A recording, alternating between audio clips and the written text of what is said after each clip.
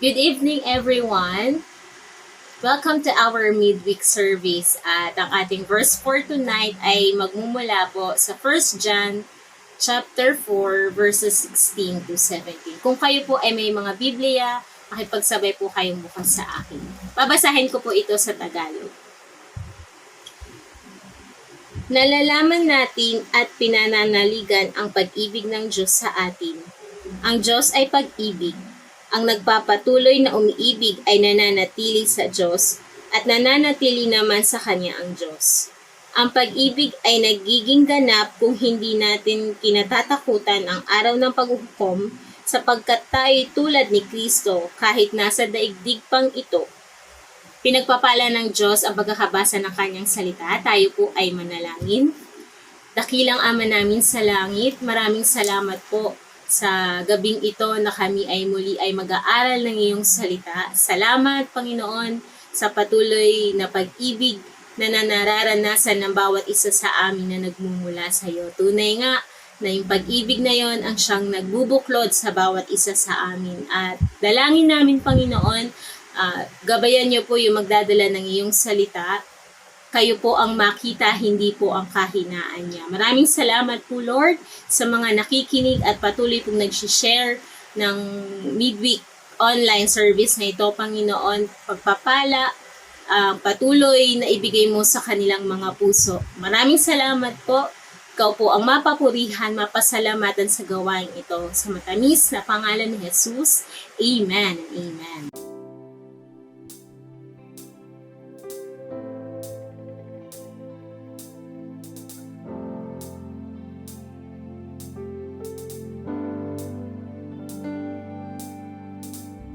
The chains are broken, I have been set free. Every word you've spoken is watching over me. So how can I stay silent when I hear you call my name? Living in your presence, I'll never be the same.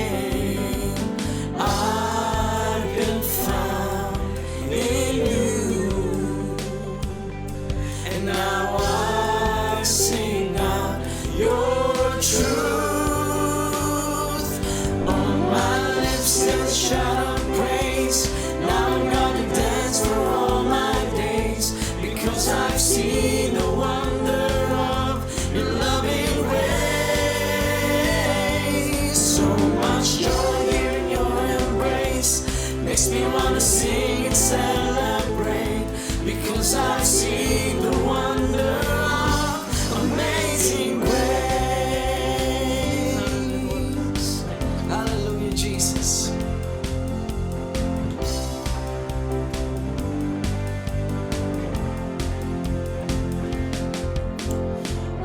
Chains are broken, I have been set free.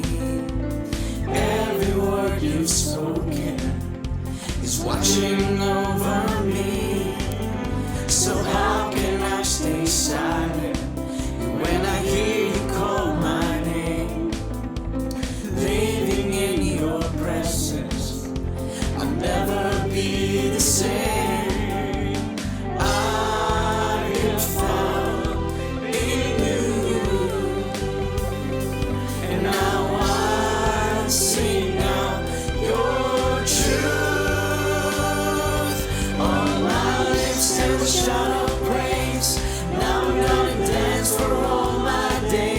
Because I've seen the wonder of your loving ways. So much joy here in your embrace makes me want to sing and celebrate, because I've seen the wonder of amazing grace.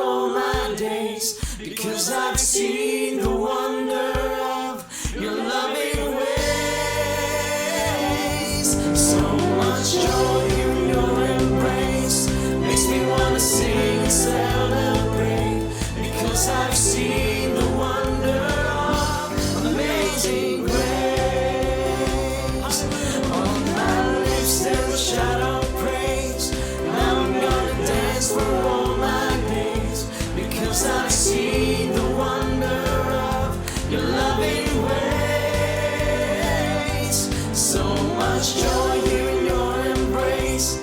Makes me wanna sing and celebrate. Because I've seen the wonder of amazing grace.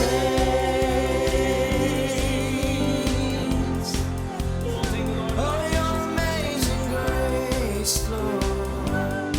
You are amazing, God.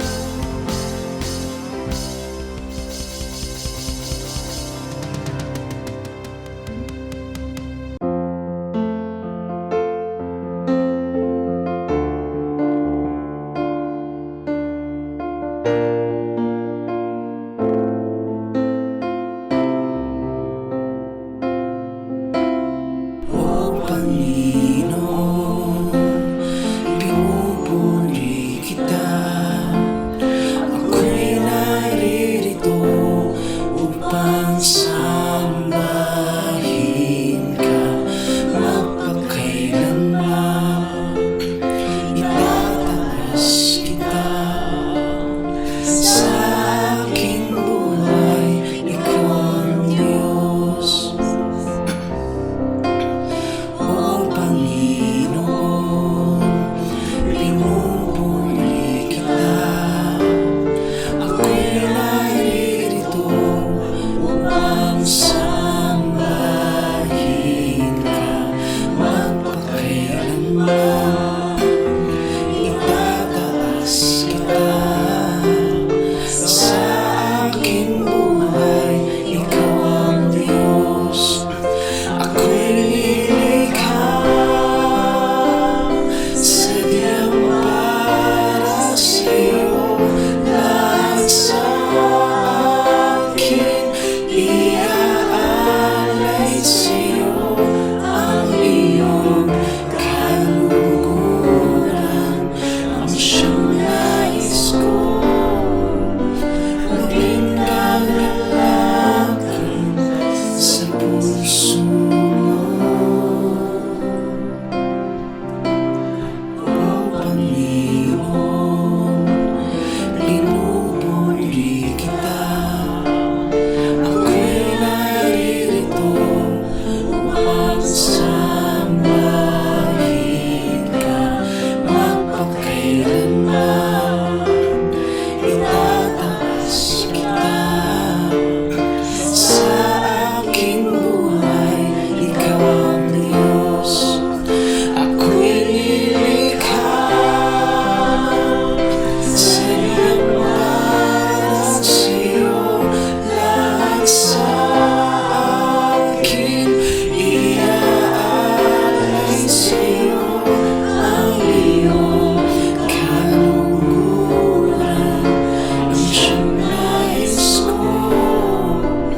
Maging kagalakan sa puso mo. Ako'y nilikha sadyang para sa'yo. Lahat sa akin iaalay sa'yo. Ang iyong kaluguran ang siyang nais ko. Maging kagalakan sa puso mo.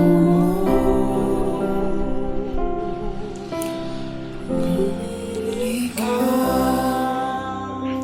sadyang para sa'yo. Lahat sa akin iaalay sa'yo. Ang iyong kaluguran ang siyang nais ko. Maging kagalakan sa puso mo.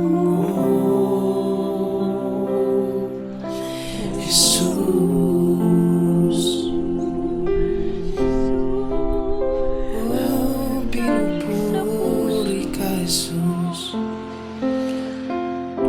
Kami ay para sa'yo, oh Diyos.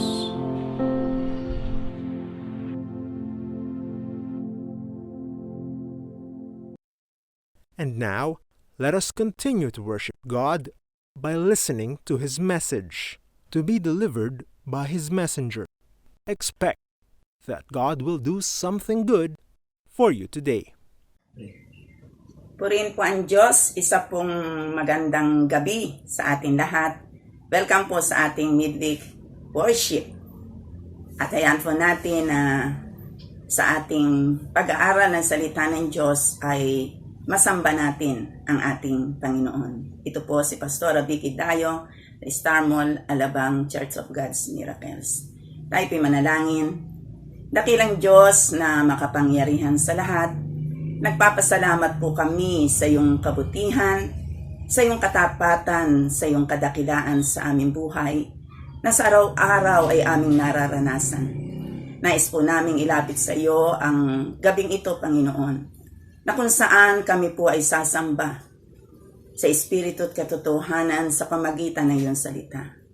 Iniling po namin ang pangunat gabay ng banal na Espiritu, na siyang dakilang guro na nagtuturo at magpapaunawa sa amin ng mga salita ng buhay na nais mong ipaunawa at iparating sa iyong mga hinirang. Salamat po, O Diyos, sapagkat ikaw ang nagtatakda ng oras at sandali at nagbibigay ng kaalaman at kaunawaan upang kung ano yung nais mo na iparating sa amin sa huling panahon ito. Kung kaya't kami po ay nagpapakumbaba sa iyong harapan, kinikilala po namin ang kadakilaan mo't walang hanggang kapangyarihan. Ang dalangin po namin, O Diyos, patuloy kang makapangusap sa aming puso.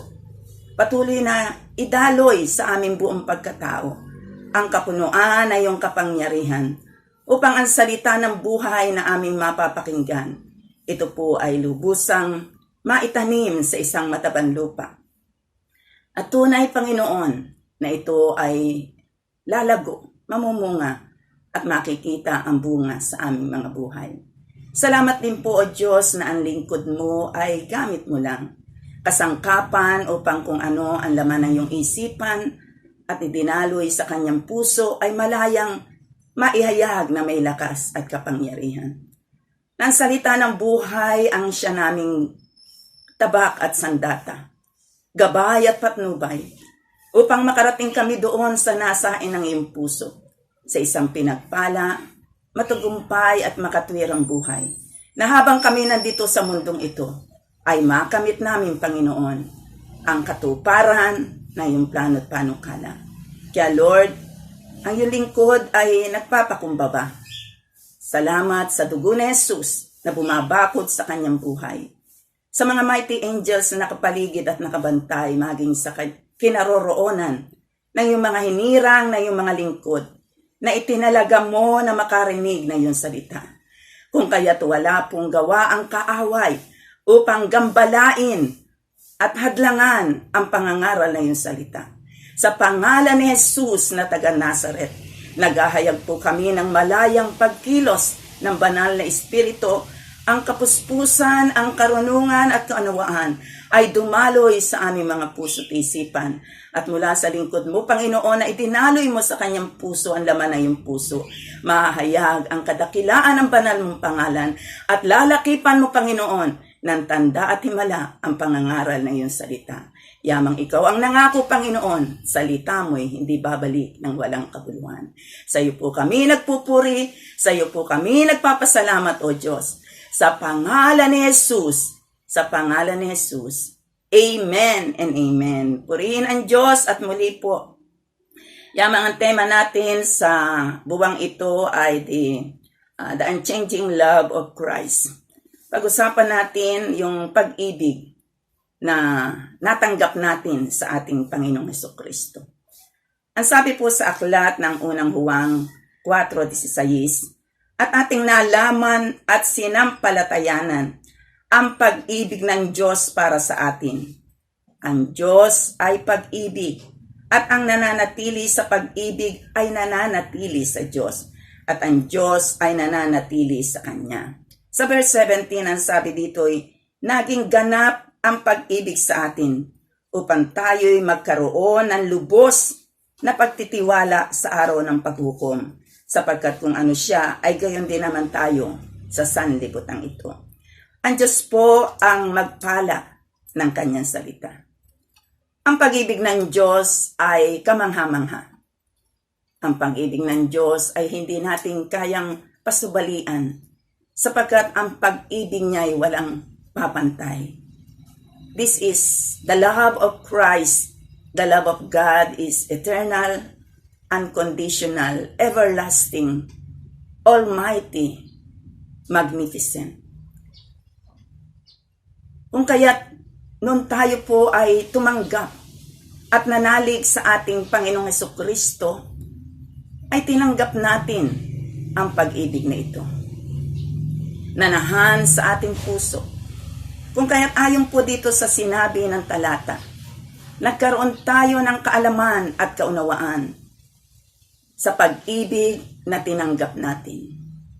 Ang pag-ibig ng Diyos sa pamagitan ni Jesus. At ang pag-ibig na ito ay pinanampalatayanan natin. Kung kaya't ang pag-ibig ay nananahan sa atin. Sapagkat ang Diyos ay pag-ibig. Ang pag-ibig na ito, na siyang Diyos in the person of Jesus Christ, ay nananahan sa ating mga buhay. Kung kaya't nais ng Diyos na yamang ang pag-ibig niya ay nasa atin na. Nagkaroon na tayo ng kaunawaan sa mga bagay ng ukol sa pag-ibig ng Diyos. Nais niya na tayo'y makapanatili. Nais niya na tayo makapanahan sa pag-ibig na ito. Nais niya na tayo mabuhay sa pag-ibig ng Diyos. At nais niya na sa bawat akbangin ng ating buhay, kumikilos ang pag-ibig ng Diyos sa ating mga buhay. Ang pamagat po nito, confidence in God's love. Sa aklat na ito ay mababasa po natin na si Apostol Juan na siyang sumulat nito, na nakaranas at nakadama at nakamtan yung pag-ibig ni Jesus. Siya po yung tinaguri ang disipulo na minamahal ni Jesus. Siya yung laging nakahilig kay Jesus. Kung kaya't makita po natin ang apostol na ito ay nabuhay sa pag-ibig ng Diyos. At nandoon ang kanyang katiyakan sapagkat siya'y nanalig at nanampalataya sa pag-ibig na ito ng Diyos. Nasasabi niya lubusan yung kahulugan o katuturan o tunay na kaunawaan tungkol sa pag-ibig ng Diyos. Na siya ay mahal ng Diyos, na ang dakila ang pag-ibig ng Diyos. At sa buhay po natin na mananampalataya, sa bawat isa sa atin na nabuhusan na ng pag-ibig ng Diyos, na ayon sa ating binasa, ang Diyos ay pag-ibig at ang pag-ibig ay Diyos. Kung kaya't nananahan ito sa ating mga puso, ano po ba ang hatid nito sa buhay ng bawat isa sa atin? Hindi natin pwedeng dagdagan ang pag-ibig ng Diyos sapagkat ito ay sapat. Hindi naman natin ito pwedeng sabi nga ay lampasan ang pag-ibig ng Diyos sapagkat ang pag-ibig ng Diyos ay ganap, diba? Dalisay.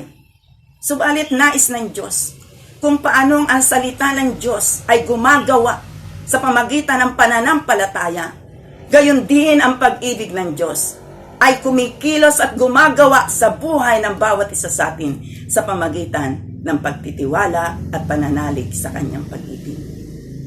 Ang sabi po sa aklat ng unang Juan, sa aklat po ng Juan 15 verses 9 to 10, kung paanong iniibig ako ng Ama, gayon din naman iniibig ko kayo. Manatili kayo sa aking pag-ibig. Kung tinutupad nyo ang aking mga utos, mananatili kayo sa aking pag-ibig. Tulad ko, tinutupad ko ang mga utos ng aking Ama, kung kaya't nananatili ako sa kanyang pag-ibig. Confidence in God's love is remaining in His love. Ang pagtitiwala at pagsabi nga, pananalig sa pag-ibig sa Diyos ay pananatili sa kanyang pag-ibig. Pananahan Andun sabi, pag tayo daw pinanahan sa pag-ibig ng Diyos, ang Diyos ay nananahan sa atin. At dito sa ating binasa, makapananahan tayo sa pag-ibig ng Diyos kapag tayo ay sumusunod sa mga salita ng Diyos. Sabi sa aklat ng unang 1 John 2:5, if anyone obeys His word, God's love is truly complete in Him. Tunay ngang nananahan, tunay ngang sabi nga ay ganap na nasa atin ang pag-ibig ng Diyos kapag tayo ay sumusunod sa salita ng Diyos. Unang Juan 3:24, ang sumusunod sa mga utos ng Diyos ang nananatili sa Diyos at nananatili naman ang Diyos sa Kanya. Wow, di ba? Kaya nga, dito'y maipakita na unawaan natin na sa ating buhay pananampalataya, kung paano tinanggap natin si Jesus na siyang pag-ibig, makapanahan tayo sa tuwina sa Kanya sa pamagitan ng pag-ibig. Naintindihan po natin. At ito yung lakad ng bawat isang mananampalataya na tayo'y mabubuhay sa pag-ibig ng Diyos mula sa pananampalatayang dumating sa ating puso na sinimula ng Diyos. At habang ang pananampalatayang ito'y umuunlad, ay nakikita natin ang galaw ng Diyos sa ating buhay. At sa bawat galaw ng kilos ng Diyos sa ating buhay, ay patuloy ding umuunlad. At yung pag-ibig na yon ay nananahan sa ating mga buhay. Kung kaya't nais iparating ng Diyos sa bawat isa sa atin, napakahalaga po na ang bawat isa sa atin ay laging lumakad sa pag-ibig ng Diyos. At ito'y makikita sa mga taong nanampalataya at nanalig at tumanggap ng Kanyang pag-ibig. Ano po ba ang hatid nito sa ating buhay? Una, sabi dito, confident in God's love give us confident to approach God. Ito daw po ay nagbibigay sa atin ng boldness. It gives us boldness to approach God. Na nagbibigay sa atin ng tapang na tayo'y makalapit sa Diyos na mayroon tapang at may kasiguraduhan at katiyakan na ang ating mga dalangin ay may kasagutan. We can approach God with confidence. Sabi sa 1 John 3:21-22, Beloved, if our hearts do not condemn us, we have confidence before God, and whatever we ask we receive from Him because we keep His commandments and do the things that are pleasing in His sight. Mga minamahal ko, kung tayo hindi hinahatulan ng ating puso, tayo may kapanatagan sa harapan ng Diyos at anumang ating hingin ay tinatanggap natin mula sa Kanya sapagkat tinutupad natin ang Kanyang mga utos at ginagawa ang kalugod-lugod sa Kanyang harapan. Kaya nga yung pananatili sa pag-ibig ng Diyos ay dahil nandun tayong gumagawa sa Kanyang kalooban at sinusunod yung Kanyang kautusan. Dito sabi nga po, malaya daw po nating makakamit ang mga dalangin natin sapagkat tayo hindi hinahatulan ng ating puso. Anong gustong iparating? Na ang pag-ibig na meron sa bawat isa sa ating kapatid ay hindi lang sabi nga nahahayag o sinasabi ng ating labi, kundi ang pag-ibig na ito ay nakikita sa ating mga gawa. Ang sabi dito sa aklat ng unang Juan, doon po tayo sa chapter 3, ang sabi dito, verse 17, kapag nakita ng sino mang may kaya sa buhay ang kanyang kapatid na nangangailangan at hindi niya ito tinulungan, paano niya masasabing siya'y umiibig sa Diyos?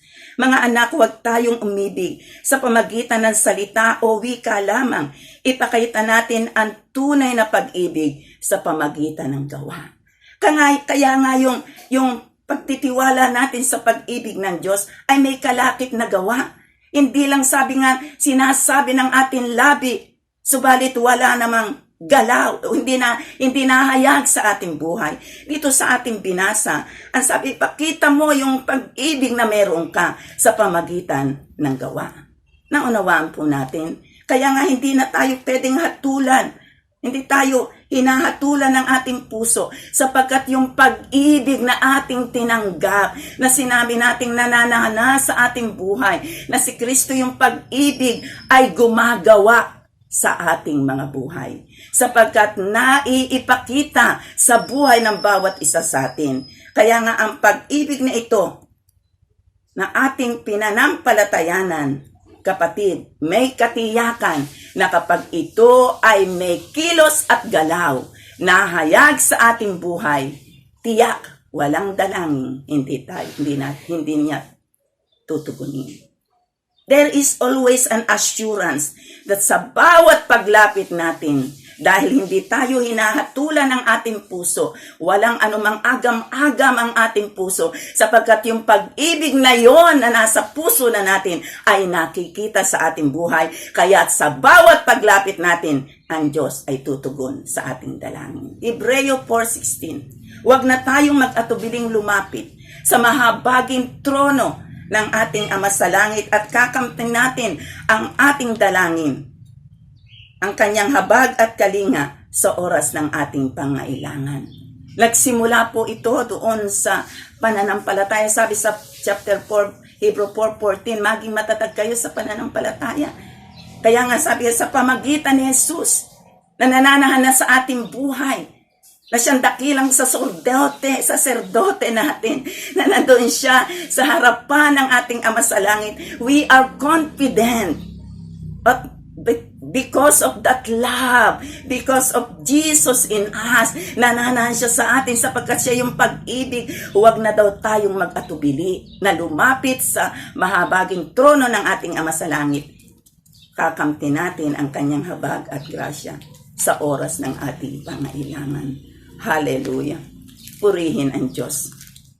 At sabi sa aklat ng Efeso 3:20, sa Diyos na makagagawa ng higit sa maaari nating hilingin at isipin sa pamagitan ng kapangyarihang naghahari sa atin. Higit pa raw doon, di ba?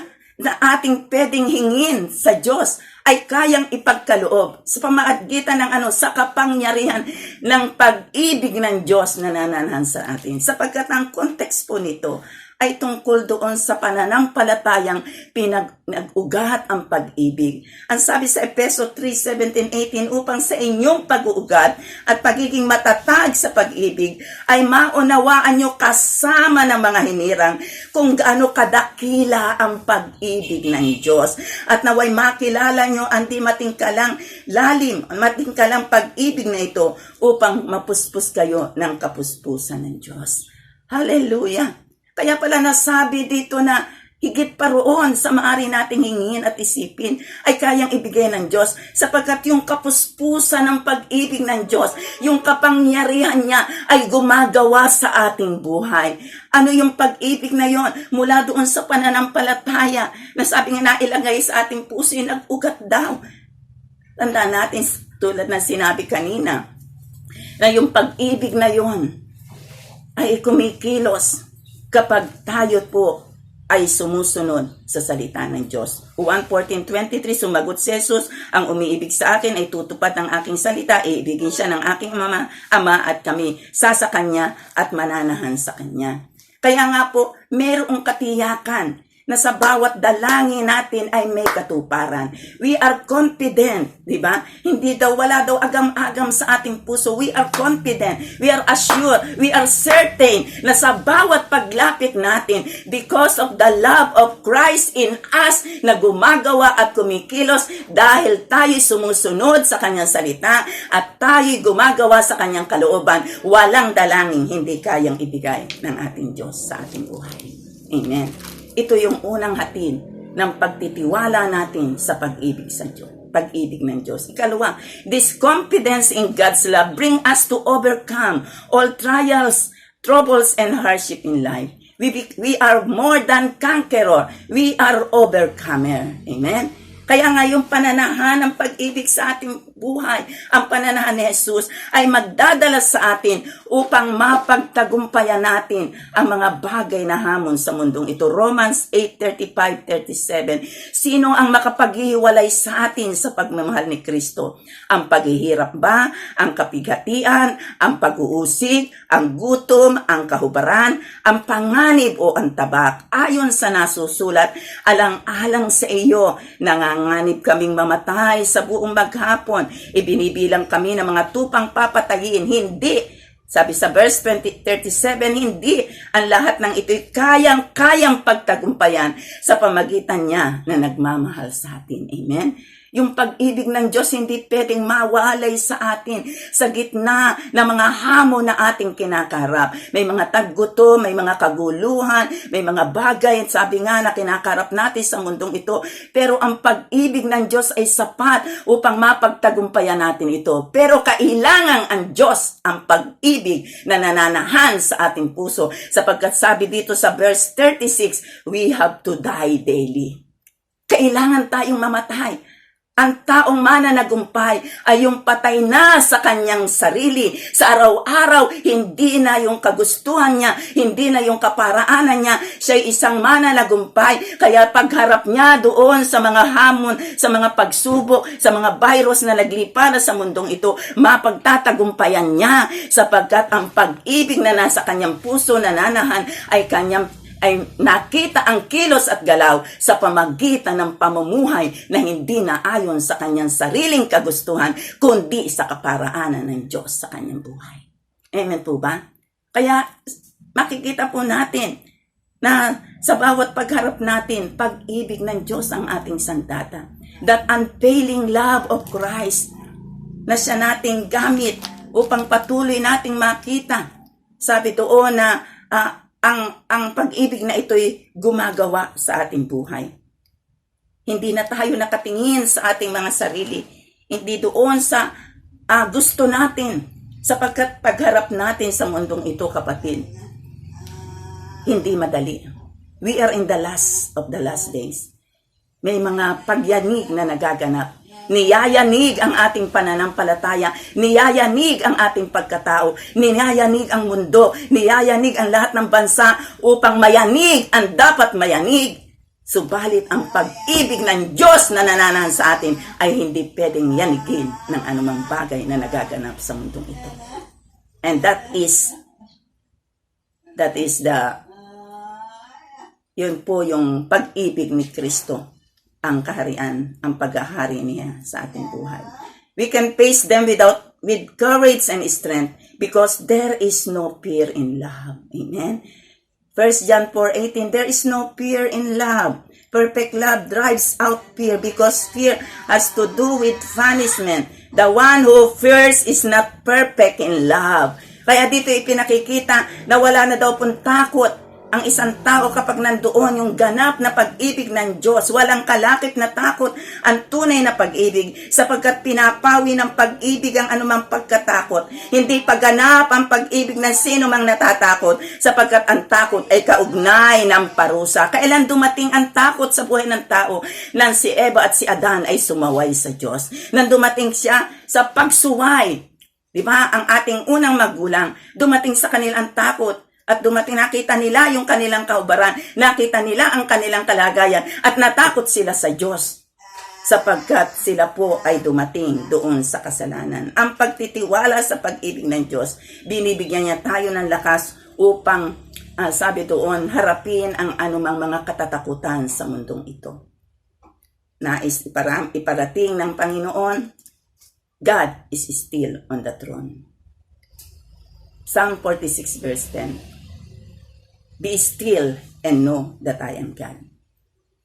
Kakaiba po yung ating dinadaanan.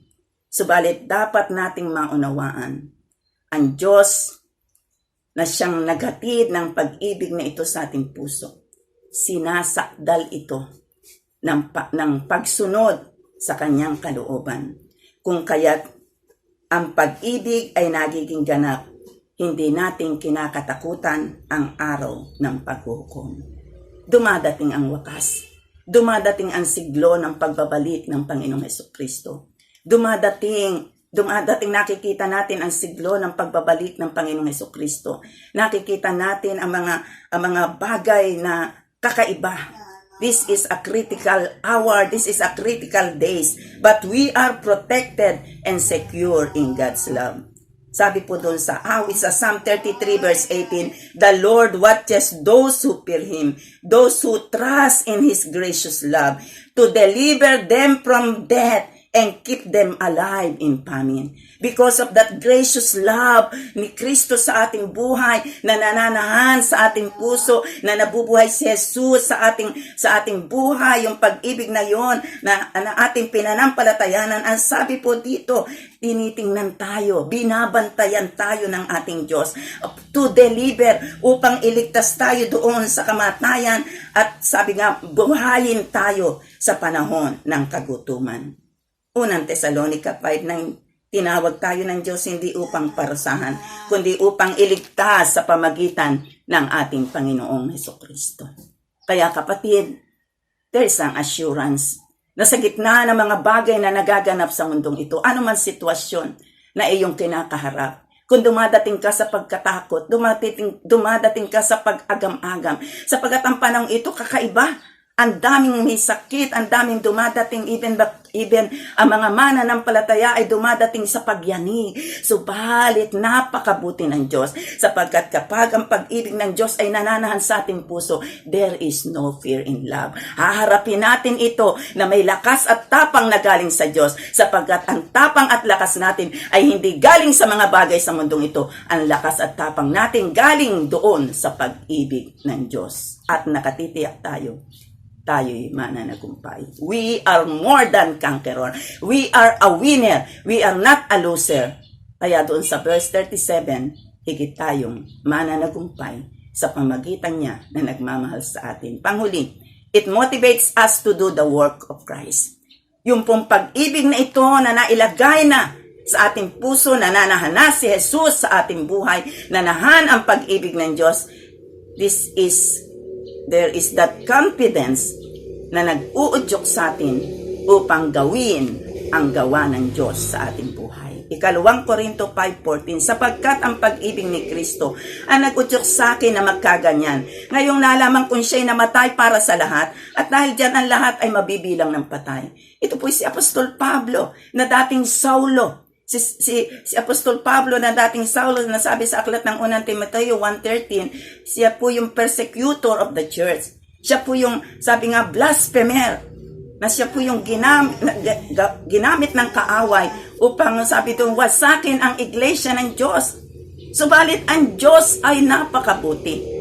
Yamang pinili niya, tinawag si Apostol Pablo, naranasan niya ang pagliligtas ng ating Panginoon. Kung kaya't ang sabi doon, kung babasahin po natin doon sa aklat ng Pilipos, ang mga patutuon niya, siya'y natulian ng pag-ibig ng Diyos. When he encountered Christ, His love, diba? Kaya nga naging sunod-sunuran po si Apostol Pablo, na sabi niya doon sa aklat ng Pilipos 1:21, ang mabuhay ay kay Kristo at ang mamatay ay pakinabang. Bakit niya nasabi yun?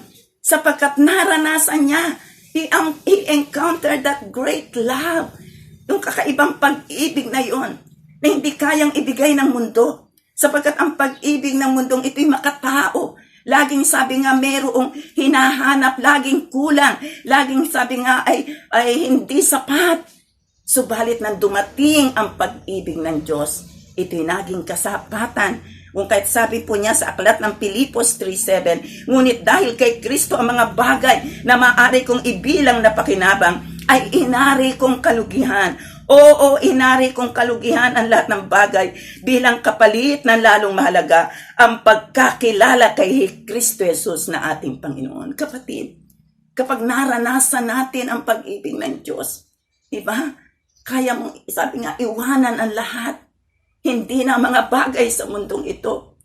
Hindi na ang mga bagay o yung mithiin ng buhay mo ang nagpapasaya sa iyo. Sapagkat ang pag-ibig ng Diyos ay sapat upang makamit natin ang tunay na ligaya na hindi kayang ibigay ng mundong ito. At naranasan po yun ni Apostol Pablo. Ang sabi niya, hindi na, sabi doon, may mga bagay na pwede niyang ipagmalaki o pakinabang sa kanyang buhay. Pero mas pinili niya ang mas lalong mahalaga. At ito'y si Kristo Jesus na naranasan niya ang pag-ibig ng Diyos. Kung kaya nga nandoon yung kanyang mithiin na laging gawin yung mga ipinagagawa sa kanya ng ating Panginoong Jesus. Nasabi niya sa aklat ng 2 Corinthians 10:15, di po ba? Ang sabi niya doon, 15:10, I'm sorry. At sabi doon, by His grace, sa biyaya ng Diyos, ako nga. Subalit, sabi doon, nagsumikap ako kaysa sa iba. Sabi doon, upang gawin ang pinagagawa niya sa akin. Para praise na lang po. Na ipinakikita niya doon, sa tulong at grasya pa rin ng Diyos, siya'y gumagawa at nagsisikap upang maisagawa ang pinagagawa ng Diyos sa kanyang buhay. Sabi sa aklat na Roma 1:16, hindi ko ikinahihiya ang mabuting balita tungkol kay Kristo, sapagkat ito ang kapangyarihan ng Diyos sa ikaliligtas ng bawat mananampalataya, unay sa mga Hudyo at gayon din sa mga Grego.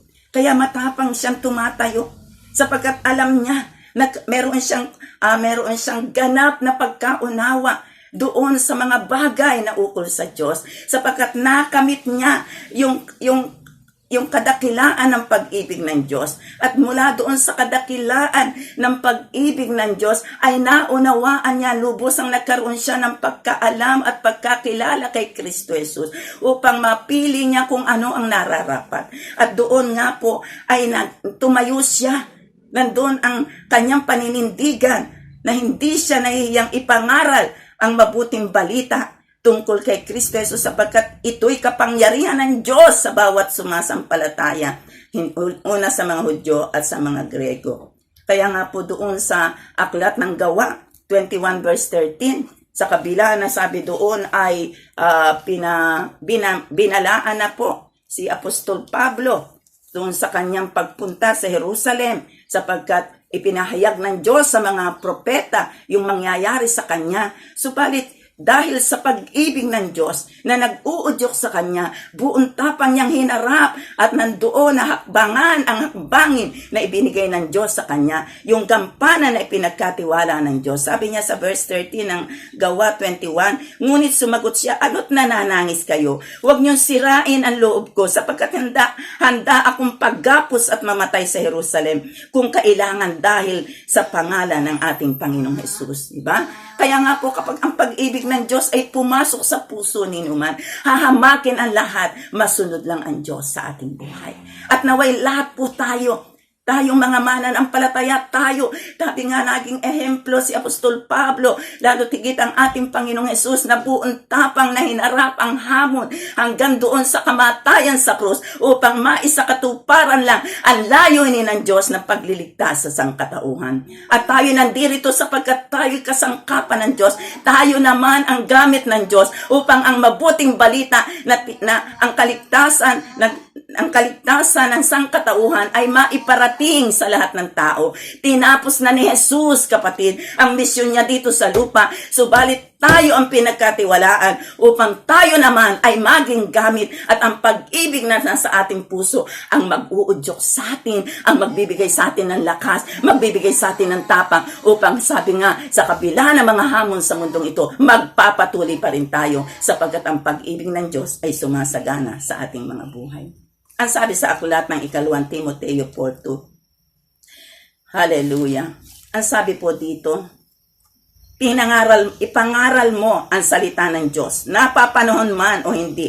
Hikayatin mo, pagsabihan at patatagin ang loob ng mga tao sa pamagitan ng matiyagang pagtuturo. Sapagkat darating ang panahon, hindi na nila pakikinggan ang wastong aral. Sa halip susundin nila ang kanilang hilig. Mangangalap sila ng mga gurong walang ituturo, kundi ang mga bagay lang na gusto nilang marinig. Ibabaling nila mga alamat ng kanilang pansin at hindi nila pakikinggan ang katotohanan. Kaya't maging mapagpigil ka sa lahat ng oras.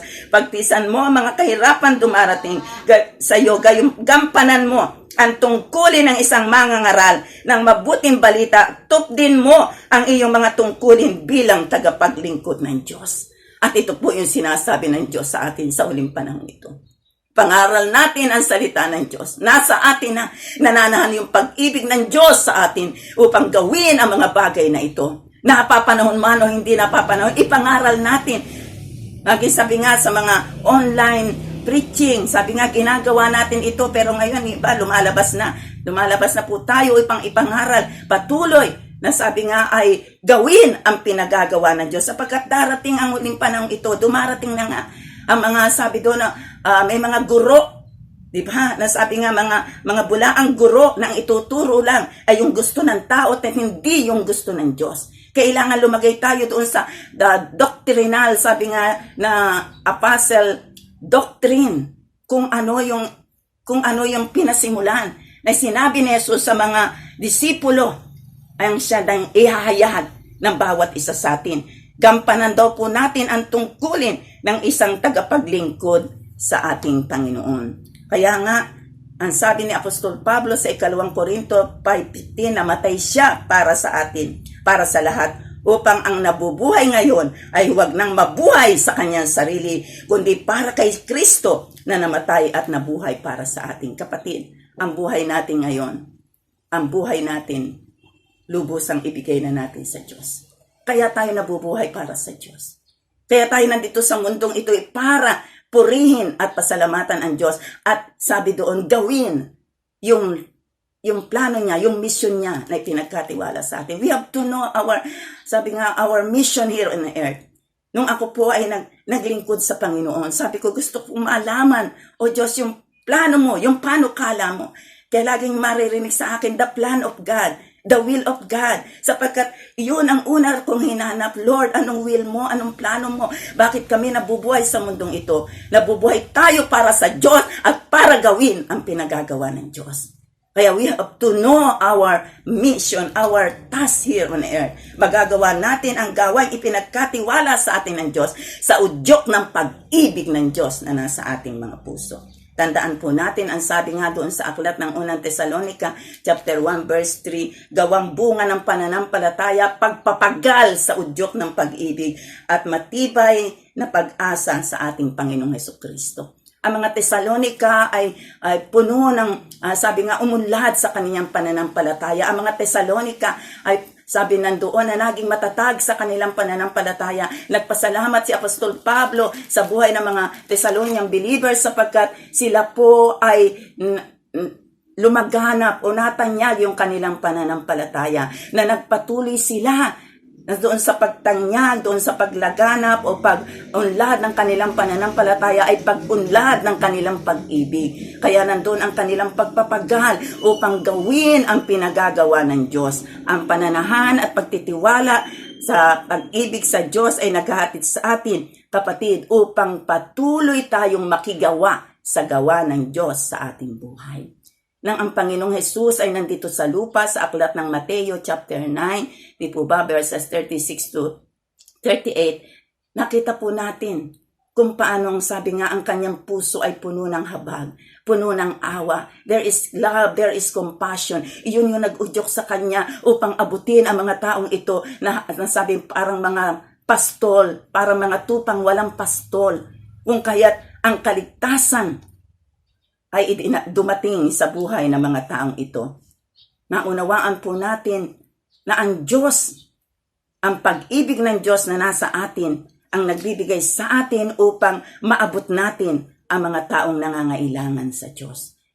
Hindi lang po yung spiritual. Alam nyo, sabi ko nga sa huling panahon ito, like ko sinasabi sa mga manggagawa, sa huling panahon ito, hindi lang tayo gagamitin sa spiritual upang maraming kaluluwang na maligtas. Tayo din ay magiging kamay ng Diyos upang maabot sila sa kanilang pangailangan. Sapagkat nasa puso natin, inilagay sa atin ang puso ng Diyos na sa huling panahon ito, tayo ay gamit ng Diyos upang ang tao ay mapagpala not only in their spiritual needs, but even in their financial needs. Amen? Si Jesus ang kapahayagan ng pag-ibig ng Diyos sa atin. Kaya nga kapatid, hayaan po natin na sa huling panahon ito ay patuloy na umunlad ang pag-ibig na ito na nananahan sa ating mga buhay. Ang sabi po sa aklat ng Pilipos, dito po ako magtatapos, verses 9 to 11, itinadalangin ko sa Diyos na pag-ibayuhin ang iyong pag-ibig at masangkapan ng malinaw na pagkakilala at malawak na pagkaunawa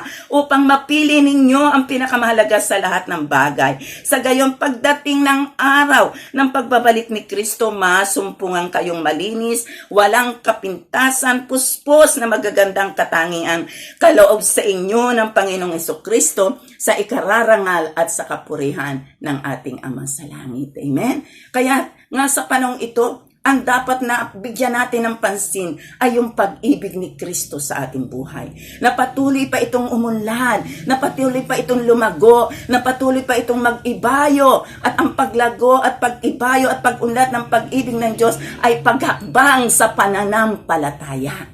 Ang unawaan po natin, sa bawat paghakbang sa pananampalataya na nandoon na ang susi ay pagsunod sa salita ng Diyos, kapatid, makikita natin ang galaw ng salita ng Diyos ay kumikilos sa pananampalataya, sa pamagitan ng pananampalataya at yung pag-ibig ng Diyos sa atin na umuunlad dahil kumikilos ang salita ng Diyos. Nakikita natin yung kadakilaan, nakikita natin yung mga kabutihan ng Diyos, nakikita natin ang mga himala sa bawat pagkilos, sa bawat paghakbang natin sa salita ng Diyos sa pamagitan ng pananampalataya. Umuunlad naman ang pag-ibig natin at sa bawat pag-unlad ng pag-ibig na ito, ang sabi dito sa ating binasa, nagkakaroon tayo ng malawak na pagkakilala, malinaw na pagkakilala sa Diyos, malawak na pagkaunawa, at doon sa malinaw at malawak na pagkaunawa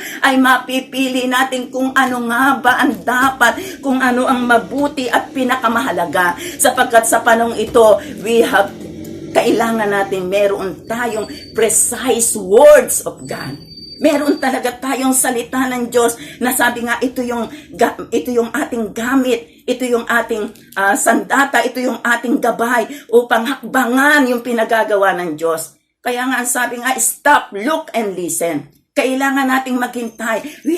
We need the precise words of God upang magawa natin, mapili natin yung pinakamahalaga, at ito'y dahil doon sa pag-ulad ng ating pag-ibig sa Diyos. Sa gayon, at kapag tayo lumalakad na lagi doon sa kaparaanan ng Diyos, tayo sa araw-araw ay lumalakad doon sa kaparaanan at sa mithiin ng Diyos, hindi na sa ating mga sarili. Anong nangyayari sa atin? Tayo po ay nagiging ganap. Sabi nga, na lubusan na sa kanyang pagbabalik ay walang anumang kapintasan, sapagkat tayo pinispos ng mga katangiang kaloob ng ating Panginoong Hesukristo. Magagandang katangian, di ba, na sa panahong ito ay dapat mahayag sa pamagitan ng pag-ibig ni Kristong nasa atin.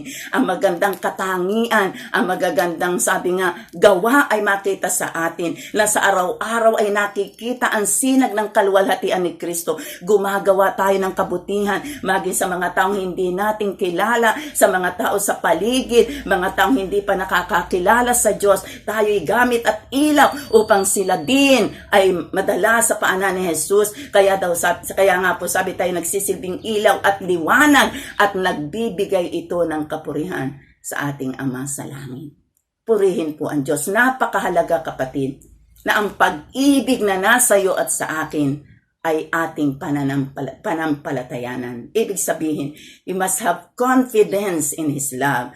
Yung love na nasa atin na ay kailangan nating tayuan, kailangan makita sa ating buhay, kailangan manahan, kailangan manatili, at ang pananatili nito ay sa pamagitan ng pagsunod sa salita ng Diyos at paggawa sa kanyang kalooban.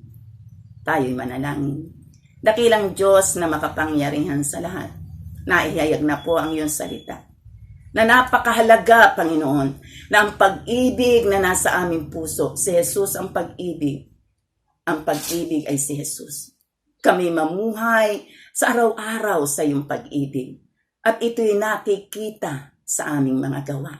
Hindi lang sinasabi namin na mahal namin ang Diyos, na mahal mo kami, Panginoon, kundi ang pag-ibig nga po'y nahayag sa aming mga buhay.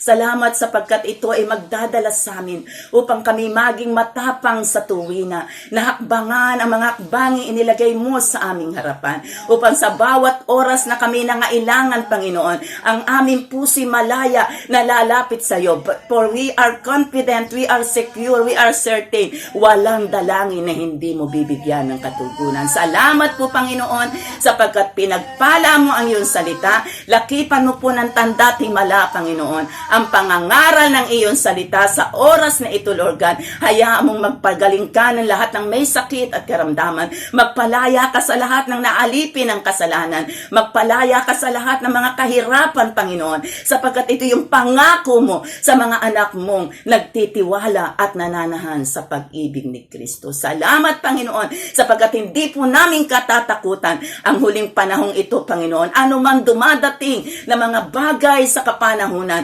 tunay nga pong may pagyanig ng mga pagkatao ng bawat isa, pagyanig ng kabuuan ng bansa, pagyanig ng pananampalataya. Subalit salamat sapagkat alam po namin mananatili, Panginoon, ang pag-ibig ni Kristo sa aming buhay na hindi kayang yanigin ng anumang bagay na dinadaanan sa mundong ito. Salamat po, O Diyos, inaangkin namin sa pangalan ni Jesus ang mga katugunan ng aming mga dalangin, at ikaw po ang magpala ng iyong salita na ihasik sa matabang lupa at makikita ang bunga sa aming mga buhay. Sa pangalan ni Jesus, Amen and Amen. God bless us all po. To God be all the glory.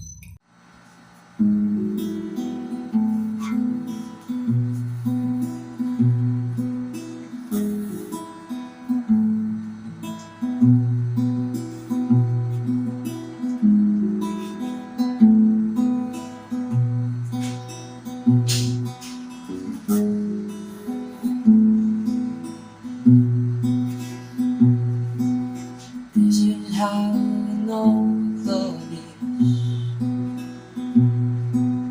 Jesus laid his life for you. The feeling counted you exchange all the English just to know you.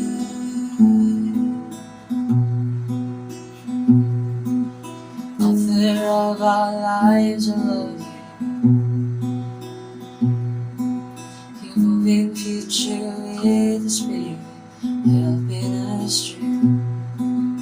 The range of your love says that I am waiting, so I trust you. So I lay my life to thee, whose plans is to be with me forever and ever. My hands to you, King has no end. Be with me forever.